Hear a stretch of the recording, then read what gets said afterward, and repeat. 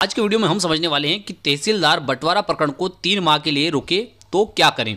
तो देखिए दर्शकों, इसके लिए हमें इस ग्राफ के माध्यम से समझना है। इसमें हमने ये 3 नाम जो है काल्पनिक नाम लिए हैं। एक न्यायालय जो है तहसीलदार न्यायालय है, एक सिविल न्यायालय है और यहाँ पर यह एक खेत है जो कि 8 बीघा का खेत है। ठीक है, तो इसको हम ऐसे समझेंगे कि यह 8 बीघा का जो खेत है, यह खेत जो है आज की तारीख में रामलाल, पन्नालाल और धन्नालाल तीनों के नाम पर दर्ज है। ठीक है, अब इसमें से क्या होता है कि एक व्यक्ति जो है रामलाल जो है ये क्या करता है कि इस ज़मीन में से अपने हिस्से को अलग करवाना चाहता है, अर्थात बंटवारा करवाना चाहता है। और इसके लिए रामलाल जो है ये क्या करेगा कि तहसीलदार महोदय के समक्ष आवेदन पत्र प्रस्तुत करेगा और निवेदन करेगा कि हम 3 लोगों के नाम पर यह एक कृषि भूमि खाता स्थित है जिसमें 8 बीघा जमीन है और इसमें से रामलाल का जितना हिस्सा है वह रामलाल को प्रदान कर दिया जाए। तो ऐसी स्थिति में क्या होगा कि तहसीलदार महोदय जो है ये धन्नालाल को, पन्नालाल को भी सूचना पत्र जारी करेंगे और इनका भी पक्ष रखने के लिए इनसे कहेंगे। पन्नालाल और धन्नालाल तहसीलदार महोदय के समक्ष उपस्थित होकर यह निवेदन करेंगे और यह आपत्ति व्यक्त करेंगे कि यह जो 8 बीघा जमीन है, इस 8 बीघा जमीन में रामलाल का 1/3 हक नहीं बनता है। ठीक है, इसका रामलाल का 1/3 हक नहीं बनता है, इससे कम हक बनता है। ठीक है, तो ऐसी स्थिति में तहसीलदार महोदय जो है वे क्या करेंगे कि उस प्रकरण को, अर्थात जो रामलाल ने तहसीलदार महोदय के समक्ष प्रस्तुत किया है, उस प्रकरण को 3 माह के लिए रोक देंगे। क्या करेंगे? 3 माह के लिए रोक देंगे। अब आप कहेंगे कि इस प्रकार के प्रावधान कहाँ पर दिए गए हैं। ठीक है, तो आइए समझ लेते हैं उन प्रावधानों को जिसके अंतर्गत तहसीलदार महोदय जो है किसी भी बंटवारा प्रकरण को 3 माह के लिए कब रोक सकते हैं। ठीक है, तो आइए समझ लेते हैं मध्य प्रदेश भू राज्य संहिता की धारा 178 का परंतु। देखिए 178 का परंतु कहता है यदि हक संबंधी कोई प्रश्न उठाया जाता है तो तहसीलदार अपने समक्ष की कार्यवाहियों को 3 मास की कालावधि तक के लिए रोक देगा, जिससे कि हक संबंधी प्रश्न के अवधारण के लिए सिविल वाद का संस्थित किया जाना सुकर हो जाए।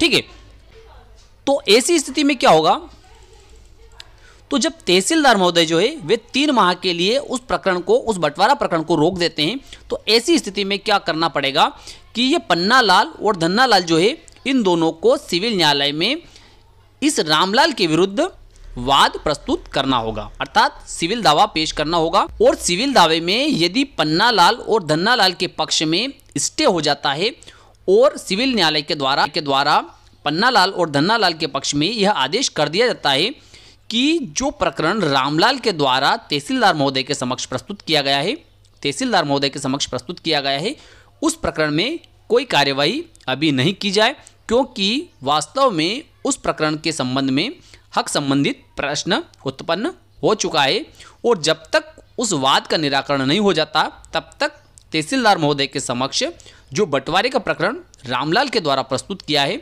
उस प्रकरण को स्थगित रखा जाए। ठीक है, तो ऐसी स्थिति में तहसीलदार महोदय जो है रामलाल के द्वारा जो प्रकरण तहसीलदार महोदय के समक्ष प्रस्तुत किया गया था उस प्रकरण को स्थगित कर देंगे, अर्थात उसको पेंडिंग रख देंगे। क्या करेंगे? उसको पेंडिंग रख देंगे। ठीक है, और जब तक उस सिविल न्यायालय के प्रकरण का निराकरण नहीं हो जाता तब तक के लिए इस प्रकरण के संबंध में कोई कार्यवाही तहसीलदार महोदय के द्वारा नहीं की जाएगी। लेकिन इसके विपरीत यदि पन्नालाल और धन्नालाल को सिविल न्यायालय से स्टे नहीं मिलता है, अर्थात जो तहसीलदार महोदय के समक्ष जो प्रकरण रामलाल ने पेश किया है उस प्रकरण को रोके जाने के संबंध में सिविल न्यायालय के द्वारा कोई आदेश पारित नहीं किया जाता है इन दोनों लोगों के पक्ष में। किसके पक्ष में? धन्नालाल और पन्नालाल के पक्ष में।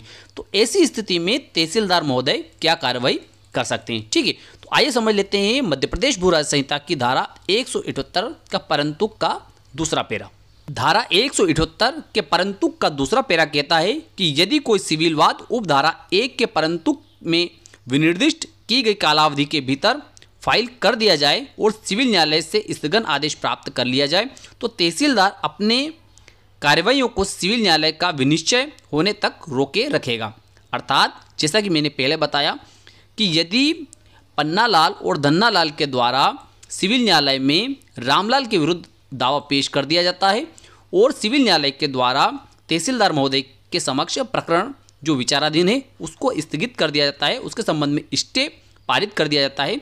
तो ऐसी स्थिति में तहसीलदार महोदय जो है वे अपने समक्ष प्रस्तुत प्रकरण को जो रामलाल ने प्रस्तुत किया है उसको स्थगित रखेंगे जब तक कि सिविल न्यायालय का फैसला नहीं हो जाता है या सिविल न्यायालय के द्वारा पारित जो स्टे है उसको वरिष्ठ न्यायालय के द्वारा या सिविल न्यायालय के द्वारा ही खारिज या उसको जो है निरस्त नहीं कर दिया जाता है। लेकिन यदि सिविल न्यायालय के द्वारा पन्नालाल और धन्नालाल के पक्ष में स्टे नहीं दिया जाता है तो ऐसी स्थिति में आगे आया है इसी उपधारा में कि यदि कोई सिविल वाद उक्त अकालावधि के भीतर फाइल न किया जाए तो वह रोक रखने के आदेश को अभिशून्य कर देगा और उस खाते के विभाजन की कार्यवाही अधिकार अभिलेख में की गई प्रविष्टियों के अनुसार करेगा। तो इसका मतलब होता है दर्शकों कि यदि तहसीलदार महोदय ने हक का प्रश्न उत्पन्न पाया इस जमीन के संबंध में और इन दोनों लोगों को निर्देशित कर दिया कि आपको सिविल न्यायालय के समक्ष वाद प्रस्तुत करना चाहिए और वहां से स्टे लेकर आना चाहिए, और ऐसा कहते हुए तहसीलदार महोदय जो है अपने समक्ष की कार्रवाइयों को 3 माह के लिए रोक देते हैं।